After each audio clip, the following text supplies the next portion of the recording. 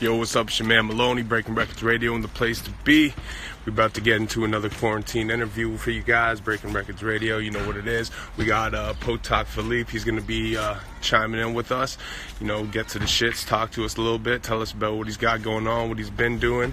You know, some of you guys might be familiar with him for the, hey, there's Potok there. What's up, my man? You know, so we'll just jump right into it. No need to introduce the man. We'll let him introduce himself. Big boss. Hey, how's it going, G? What you saying, brother? How you doing? I'm good, man. How you been doing? Thank God, brother. Another day. I got my heartbeat. Just giving thanks. Yeah, I feel you. Sorry, I froze for a second. We got to do that for waking up in the morning. All this shit? About what? Say what? What was the question? What did you say? I said we got to give more thanks. Oh, I just said how you survived with all to wake up. Shit.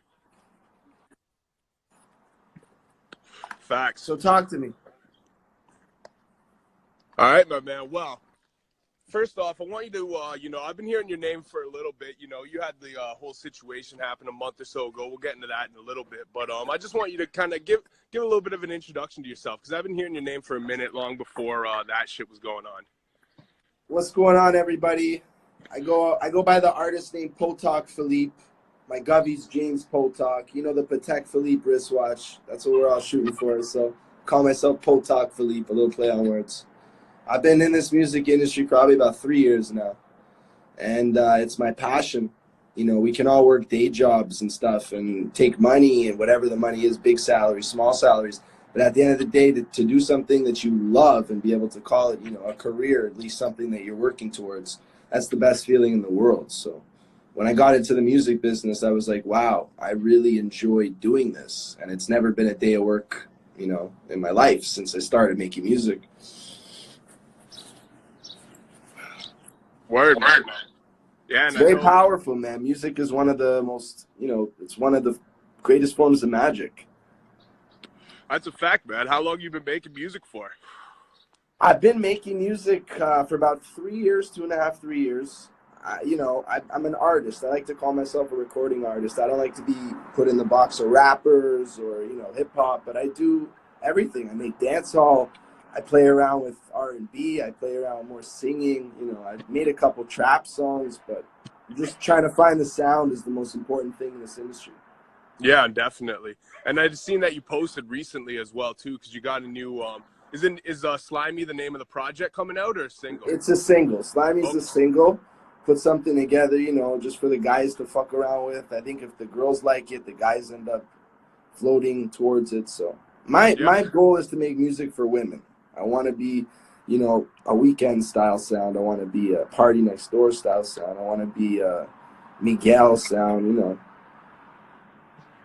Well, and I think, too, in your music, you cross those boundaries very well. But one thing I seen you post, you said that you actually deleted all your music off of other streaming platforms for this release. I'm in the process. I'm straying away from United Masters, one of the, you know, self-established labels you can work with. But I'm just genuinely not happy after working with them for a couple months.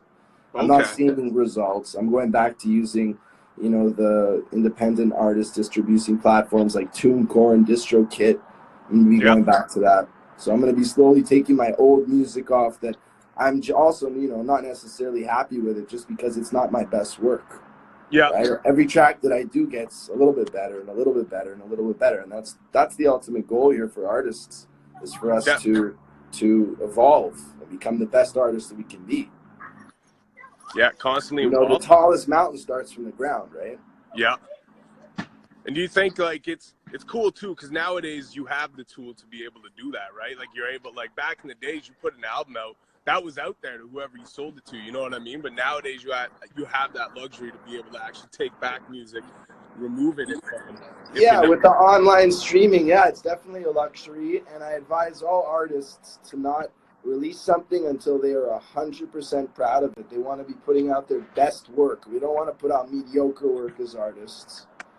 Yeah. But I genuinely believe that, you know, dedication, hard work, repetition, and just believing in yourself, it goes a long way. It takes artists, you know, keeps them going, believing in yourself, waking up on days where you're, you know, obviously we all have doubt every now and then, but just be able to reaffirm, I am good, I'm going to be better, and, you know, I'm putting my all into it. That's the most important thing. Yeah, man. And with that being said, too, because I know, I don't know if it's the slimy joint, but you did Shout out mention Who that Is you got a joint. Melodics. We got Who Is Melodics. Shout out Who Is Melodics. My guy's on the feed Hey. right now. Shout out to Got a everybody couple in the proud feed people, right now. proud poppy. Yeah, man. Shout out to everybody on this feed supporting right now. But yeah, sorry. Go on, brother. Yeah, I just want you to tell us a little bit about, you got a joint with LB Spiffy in the works, too. Yes, sir. We're calling the track For Real. LB has got his own sound. He's got, you know, a lot of the Toronto population fucking with him. A lot of the worldwide population. I've been a big supporter of him for a while since he dropped Situation. Yeah. You know, the Big new joint. track he's got, Not Lying. Everything he puts out is just, in my opinion, really good. Sonically, it sounds amazing. The kid's got his own style, and I'm very happy to have this opportunity to work with him. Track we're going to call For Real. I got a little demo finished, but we're going to spend some more time retracking it, mixing it, mastering it, making it sound, you know, sonically as best as possible. Dope, man. I'm looking forward to hearing that. LB's Thank dope. you. He's super original, like you said. He has his own sound, but he does kind of have that Toronto sound as well too. So I'm interested to see what you guys hook up something nice together. This one's like a little baby Gunna style, bro. We complement each other, and I think, you know, when two artists get together and can make a hit song, it's something that they should want to replicate and do it again. Yeah. If the people love it. Sorry, continue. If the people love it, why not, right? Yeah.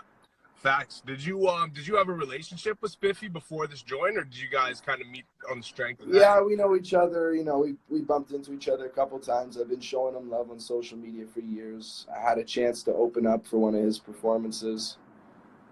So we have that relationship. Oh, that's dope. When did you open up for him? It was like last year. He had a performance down at one of the clubs on Queen Street. Big turnout, a lot of fans.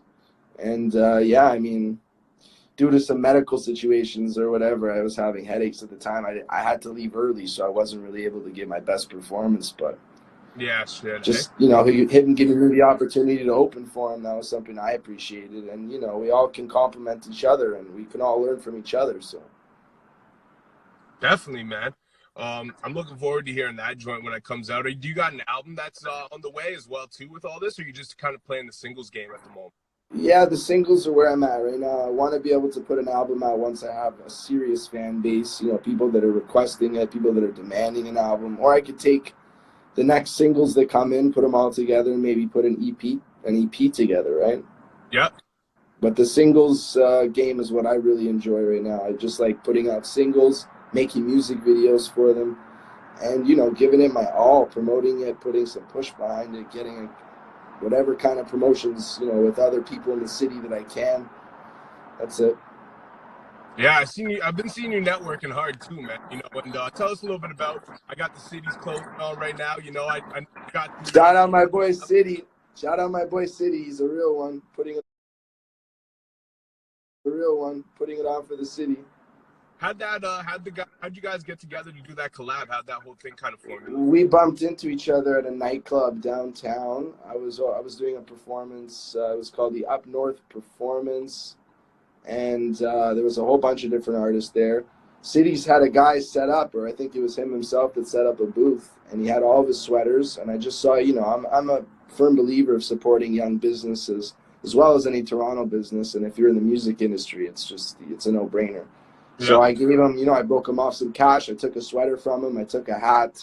That was the pink one, the infamous pink one that I got caught on the WestJet flight with. But I definitely think we worked well together and we clicked right away. And it was something that I like to support these businesses, and I don't want it to just be, you know, quick transaction. We're over. I want to continue the relationship. So I ended up running a custom run with him for like 15 or 20 sweaters I ordered. We put them out with the Potok Phillipe brand / the cities, the Asian design. It had like the Wuhan city design on it, and they're all sold out. They sold out quick. Oh, word! Eh? Are you gonna print more of those up, or? Yeah, I'm thinking about maybe doing the pink run now, getting the infamous pink sweaters ordered, an even more limited run, and just getting it out to, you know, the first people that are interested. It's not even about the sales for me. It's about, if you're a fan, I want to get you a sweater, you know, no charge. If you're a supporter in the industry, I want to get you a sweater. If you're a big name in the industry, I want to get you the sweater, just so that you can be rocking the city's brand, and you can post, you know, a picture on social media, and it gets out there. People start asking, who's this brand Cities? Why am I seeing him on everyone? Fuck, you know? Yeah. There's method to the madness.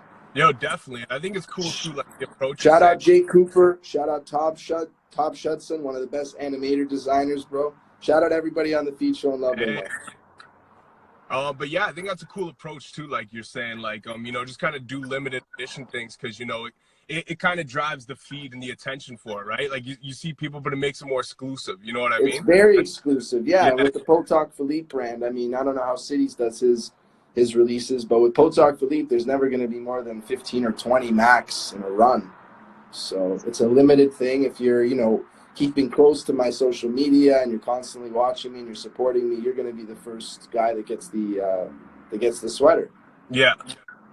Dope, man. I like that idea. And like the infamous pinks, that's a good idea.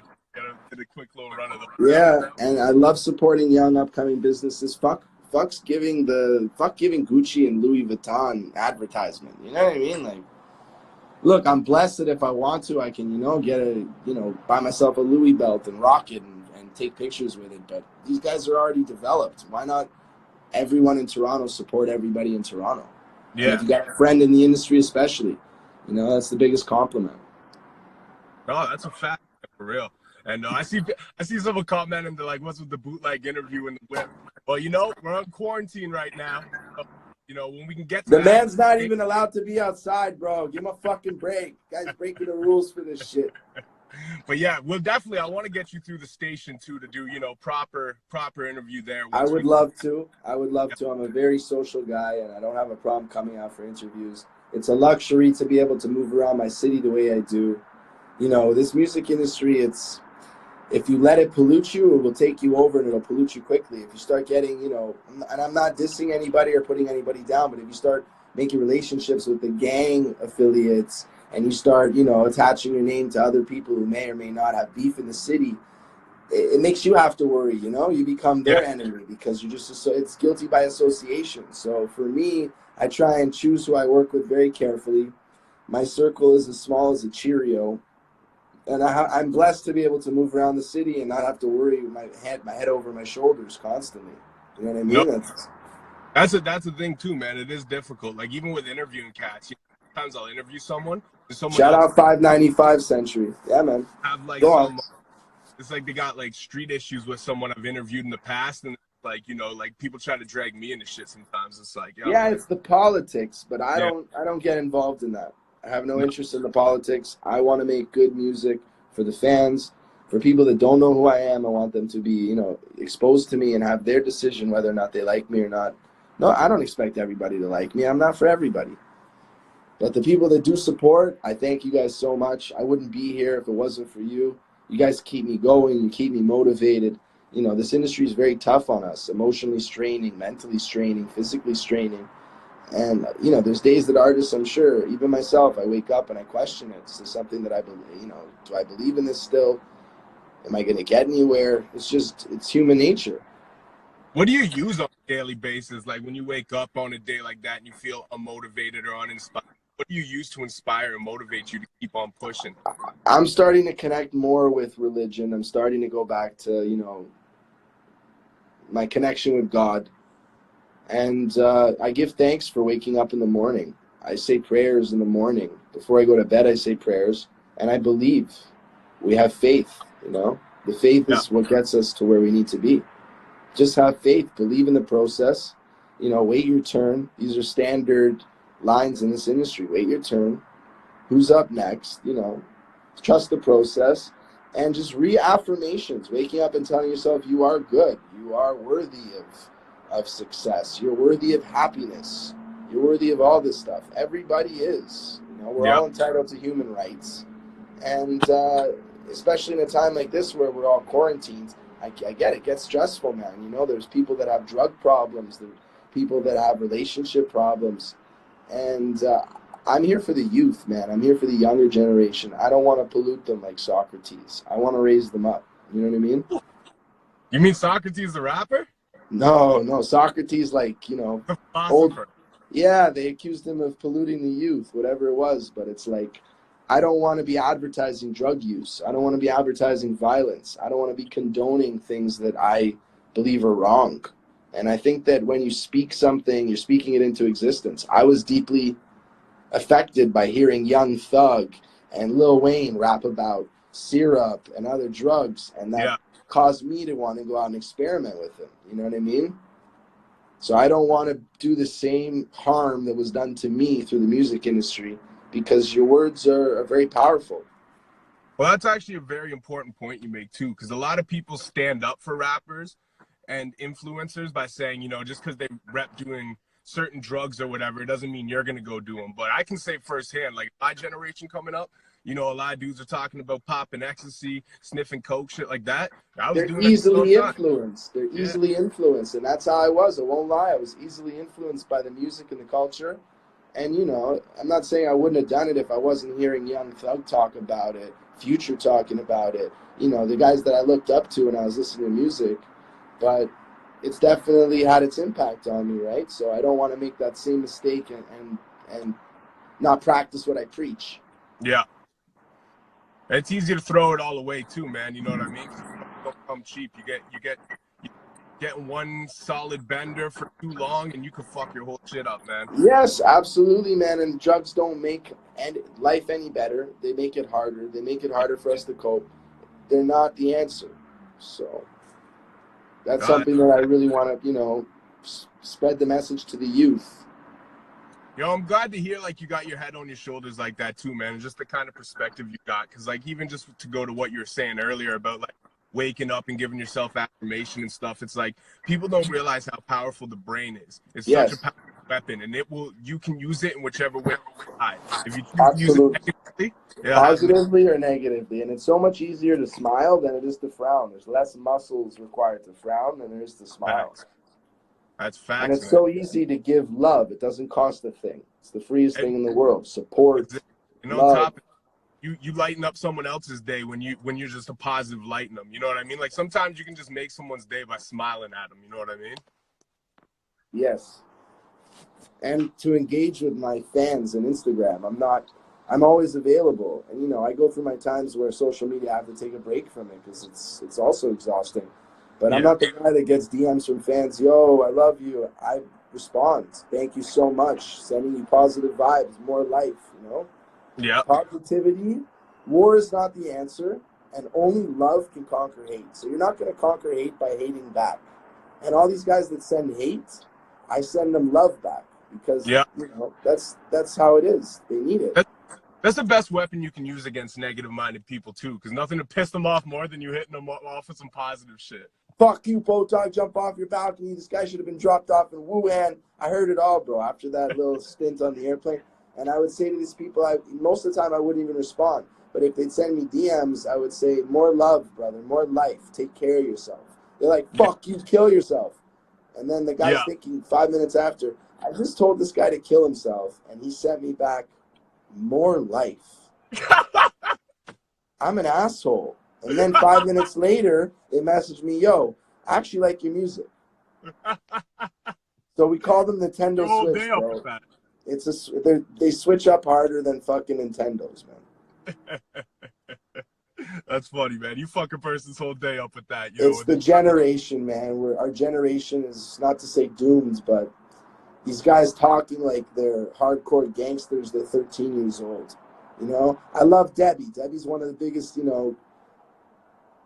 names in the city right now. But when I hang out with her, I don't hang out with her like that. But when I meet up and do, a social media type of thing, I want to be the one who's trying to raise her up and get her out of this, not to say that she's doing anything wrong, but she's misleading the youth. They want to start talking like her. They want to start acting like her. And it's like, she doesn't understand how powerful she is. You know what I mean? Yeah, definitely. And actually, I was curious too, because I have been seeing you posting up a lot and doing a lot of social media shit with Debbie. Like, what's your guys' relationship? Where do you guys go back to? Did you just meet up on some social I met media? her a year or two ago. I ran into her on the street. I've seen her for a while. I've been showing her love for a while. Yeah. And, you know, after the little virus boy thing, we clicked up. We did some charity work. We went down to the hostel. I brought her down to one of the homeless places. And I made sure we were giving back sweaters. We were giving back gloves. We were giving back hats. This is when it was one of the coldest days of the year. You know what I mean? Yeah. So I wanted to show her that there's things that we can do as clouted up people, for a lack of another word. But there's things that we can do that are positive. We don't always have to, you know, do stupid shit or do boot gang stuff. We can go and once in a while give back to the community.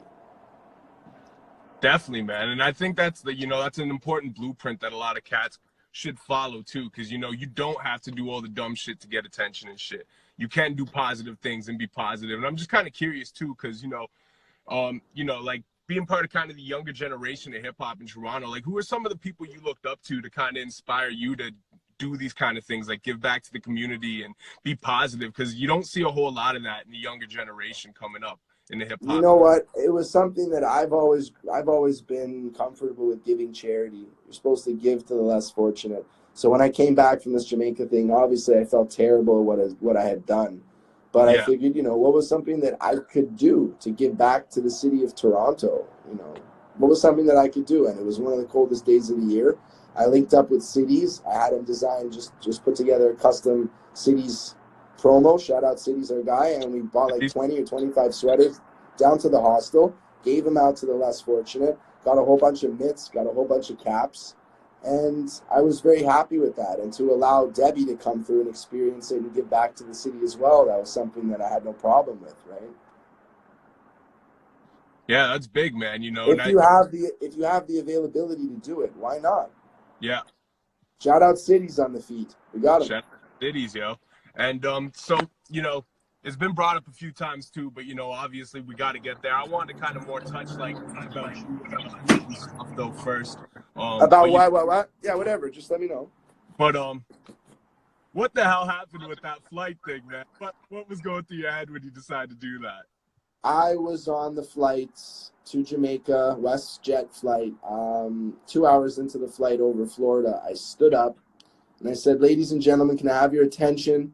I just returned from," I think I might have said Hunan province, which isn't even correct. I meant whatever. But I said, "I just returned from Hunan province. I don't feel well." And I sat back down. That's how you said it, eh? Yeah, I was recording it at the time. I was looking to get some type of, reaction or viral video. Yeah. But 5 minutes later, they had stewardess take me to the back of the plane, put a mask on me, put gloves on me. And then I started to, worry a little bit. I'm saying, whoa, what did I just do, right? Maybe this probably was done in poor taste. Looking back in the retrospect, it was done in poor taste. Absolutely. I would have never done something like that, knowing the ramifications of my actions. I had no idea the plane was going to get turned around. So Yeah. That's crazy. But about 20 minutes later, after they put me in the back, we heard the pilot say we are turning the plane around due to a coronavirus hoax, which I don't think WestJet handled the situation properly. I think they at least could have looked at my passport, seen the kid's never been to China. Number one. Yeah. Number two, I told everybody after that I was just joking. So there was no panic on the plane. There was no panic. There were not people that were running around. I didn't stand up at any time and say, "I have the coronavirus." I never said that. That was a big thing the media blew out of proportion. But well, that's why I was curious too, because the media takes and runs things, puts words in people's mouths and shit. But at the same time too, it's funny because I said that exact same thing that you said when, like, I had a couple buddies like at one of my jobs who was talking about it, and they're like, "Yo, like that kid's like he's an idiot," just saying all the shit that people saying. I'm like, well, what about the flight? I'm like, who the fuck, like, shouldn't they have stood up and been like, well, when were you in China? Like, what, like, asked a couple questions. I'm like, for them to just assume, like, I'm like, because if this dude thought he had coronavirus, then he wouldn't be on this plane. Because the only way he would know he has it, he would be in a fucking hospital quarantined. Right. I'm like, there's no way this guy could know he has it and then be on a plane. I'm like, yeah, no, it was a joke made in poor taste. Yeah. And I'm disappointed with myself, but we can't dwell on it. What's done is done. They've charged me criminally. They're asking for custody. They want jail time. So, Wow, eh? not a joke, man. Especially with what's going on right now, it's getting worse. And but I'm not the harbinger of doom here. I didn't start the virus. I didn't give the virus to anybody. I made a poor taste joke on an airplane, and the video went viral. It wasn't my video. It was a video someone else made in the airplane of me walking out when we landed. I feel terrible for all the people that were affected. I send my regards and my deepest condolences to everybody that was affected on that airplane on the flight. The flight got turned around, and everybody in Jamaica that was looking on the flight, shout out my guy Mayor, YSM, everybody that was on the flight in Jamaica looking to come home, they also missed their flight. So it was like a domino effect, right? Yeah, it's crazy, man. But, you know, I know what it is. Like, I'm a fucking bit of a prankster myself and shit, you know what I mean? So, like, when I first heard the story, it made me laugh. But then other people were like, the fuck you laugh? Like, that's not funny. I'm like, I kind of find it funny, to be honest with you. Everybody's got their opinion. Everybody's got their opinion. And again, it's not something that I would have done again. And I'm not a clout chaser. I'm not a clout demon. I'm an artist. So I don't want to be known as a clout guy. I don't want to be known as anything other than an artist, right? But sometimes in this industry, we got to do things that catch people's attention. It went viral across 52 different countries, bro. I had newspaper articles published in the Rolling Stones. There's no artist I don't know any artist that's been, other than our industry, that's been posted in Rolling Stones, New York Times, Hong Kong Journal. I mean, the list goes on. Washington Post. That's a fact. It got my name out there, and if I wasn't making music and I didn't have a reason to at least push something after, that would be a really stupid thing to do. It was stupid regardless, but pushing something behind it, you know what I mean? Shout out, it's an epidemic. Well, that was the first thing too, right? Because when my boys, like, you know, a couple dudes I knew were telling me about it, I went and read the article, and I'm like, oh shit, I'm like, that name's familiar to me. And it's funny that you said that, though, because the first thing I did is I was like, all right, well, if he's gonna pull a stunt like this, I hope he's got something to follow it up. The first thing I did is look you up on IG, and you had like a new video that just came out or was just coming out. I'm like, all right, he played it smart, you know what I mean? Yes, sir. You know, it wasn't done in vain, at least. Like, you did use it. And did you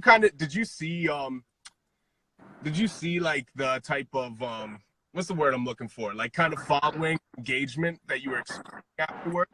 I expected an increase. I got like an extra 6,000 or 7,000 followers over the course of a day or two. I got a lot more streams on the music. My YouTube views went up. They shot up the roof. Yeah. I put out a personal apology a couple days later on YouTube. I posted it. It was like a 4-minute apology, sincerely apologizing for everything that was done on that day. It was in poor taste. And, you know, like I said to you already, I am extremely remorseful for what happened. Yeah. And if you had the chance to do it again, you probably wouldn't, or would you just say fuck no, it and do absolutely it again? not. Nah. Absolutely not. Not knowing what I know now, if the flight would have been turned around, I thought, you know, we would have just, funny, you're an idiot. But they turned the flight around, so that was it for me right there. I realized, you know, this probably wasn't done in the best taste. No, but you know what, man? It's an important thing about life, reflecting and learning from your mistakes, you know what I mean? And I think that's dope that, you know, in hindsight of all of this, that, you know, because a lot of people might do something like this and then use this as the norm for them to continue to gain attention, gain clout. But you came out of the situation being like, yo, I kind of wish I didn't do that. You know what I mean? Yeah.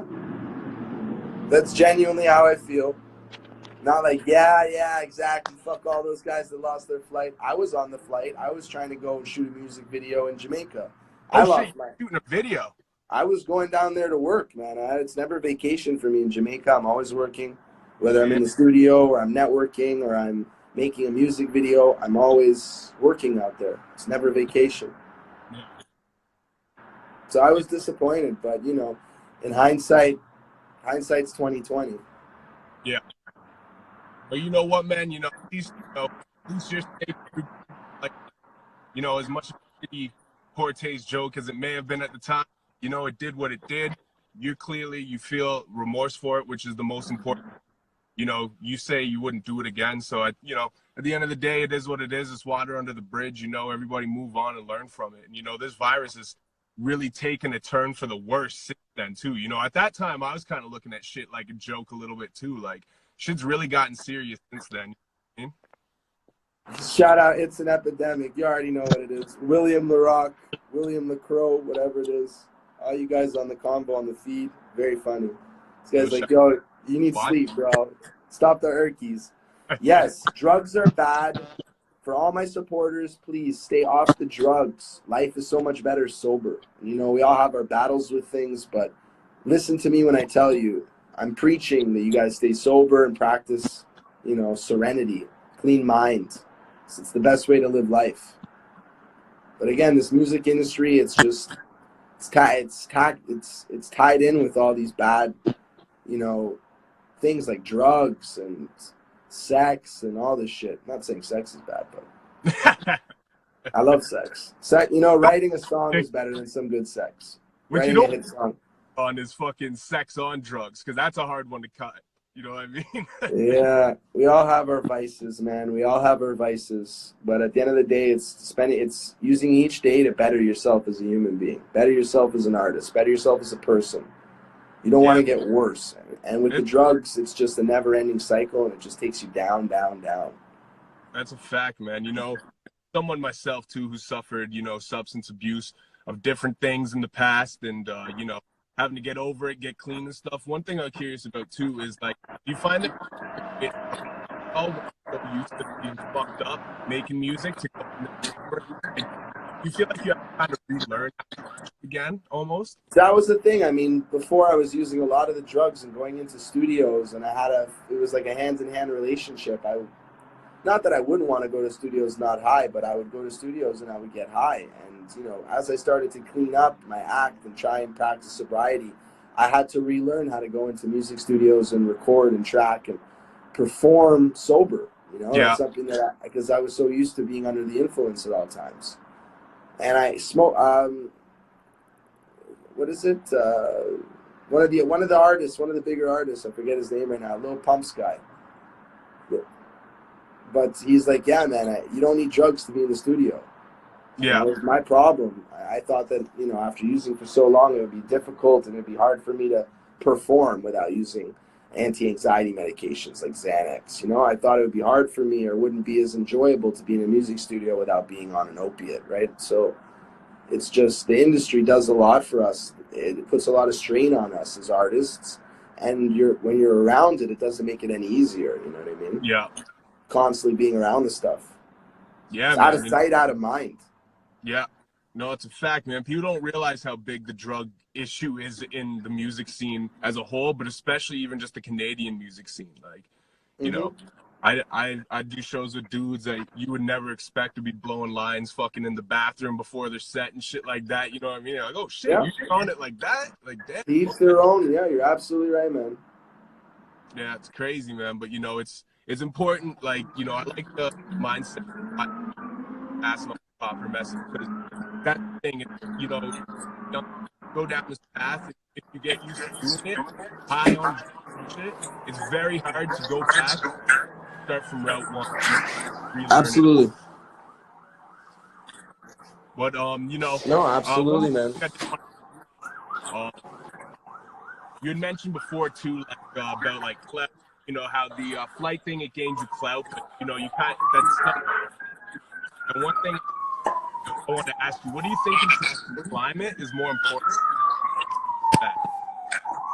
I missed that. You were breaking up. I apologize. All good, all good. Just like earlier you mentioned, you know, like with the flight shit, how it brought you some clout, but how you don't go into shit wanting clout out of it anymore. I was just curious, because in today's climate, what do you think is valued more, clout or respect? I think the clout is going to be dying very quickly, doing things that are stupid, doing things that, you know, aren't for the betterment of society. I think that's going to die out really quickly. And I think that true talent is going to overtake clout. And whatever else you just said, yeah, it's more important than clout.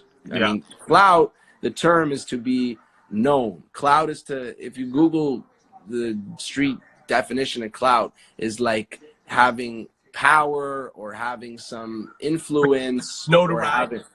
Notoriety. It's definitely important, but for the right reasons. You know what I mean? You wouldn't say the guy, and I don't want to even bring it up. You wouldn't give the guy who drove down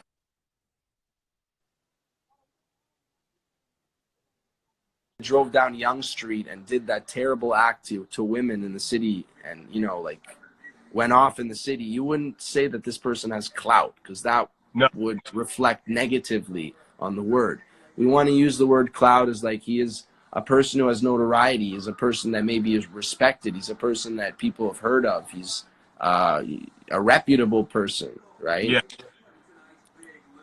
But clout is doing things for the clout that aren't positive is going to die out very quickly. That boot gang style of clout where you're terrorizing, grocery stores and all that kind of stuff, that's going to die out quickly. I hope it does, man. And that's one reason I want to ask you that question too, because I think it's important to, for somebody who's done what you have done, who shows remorse for it. I think it's important for people to see before they might go down that route. Like, someone who's done it themselves be like, that ain't the route, bro. You know what I mean? No, my boy, It's an Epidemic said that exactly, nail in the head. Respect will keep you in the game. Clout will get you seen or heard. So respect is the ultimate currency here. Having people be able to say, I vouch for this kid. I know him. He's a good person.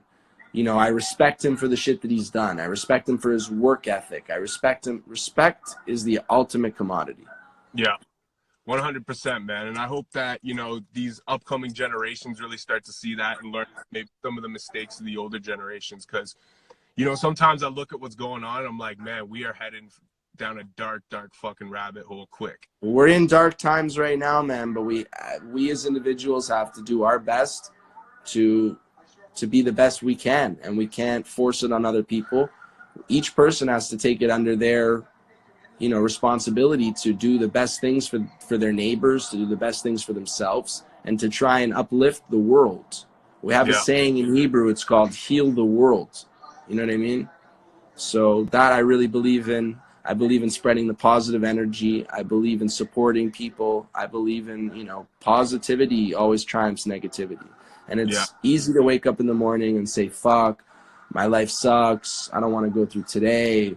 What am I going to have to deal with today? But you can also flip it and wake up and say, wow, I have another day on earth. How can I accomplish, this? How can I get this done? How can I act better towards people?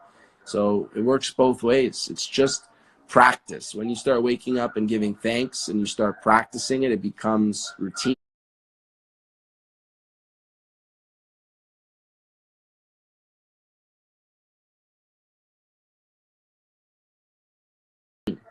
Yeah. When you get into a routine of thinking negatively, it does the same thing. You become a routine of waking up constantly and shit, what is today going to be like? You know what I mean? So yeah.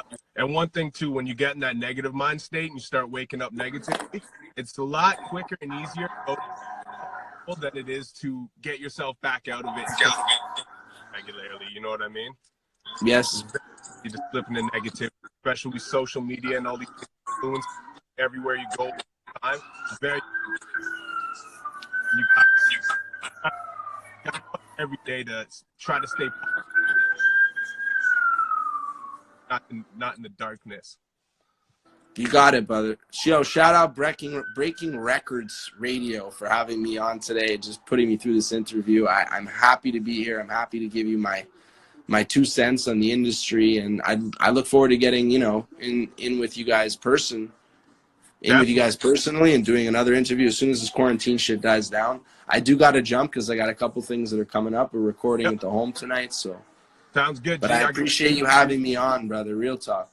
No, man, I appreciate your time, and definitely once this quarantine shit's over, we'll get you up in the station. We'll do a real proper interview. But yeah, anything I can do for you, anything I can do, just let me know. Yeah, for sure, G. You're a real one, bro. I appreciate your time. Thanks again. Shout out everybody on the feed. Shout out everybody showing love. Shout out Breaking Wreckords Radio for having me on again. And let's get it, brother. Stay in touch with me. More life. Sending you positive vibes. You already know what it is. More life, G. Have a blessed evening. Stay safe. Thank you. You and all your loved ones stay safe in these times, man. Thank you, brother. Cheers, my guy. Have a good day. Cheers, brother. And there you had it, the Potok Phillipe interview. So, you know what I'm saying? Hopefully you enjoyed what you've seen. If you're on here from his feed, you know what I mean? We're doing these quarantine interviews every day. Not to mention all the other content we're constantly putting out. We got interviews with, you know, legendary rappers right now dropping. Kid, Yo, fucking Master Ace, fucking MC Shan, Cool G Rap.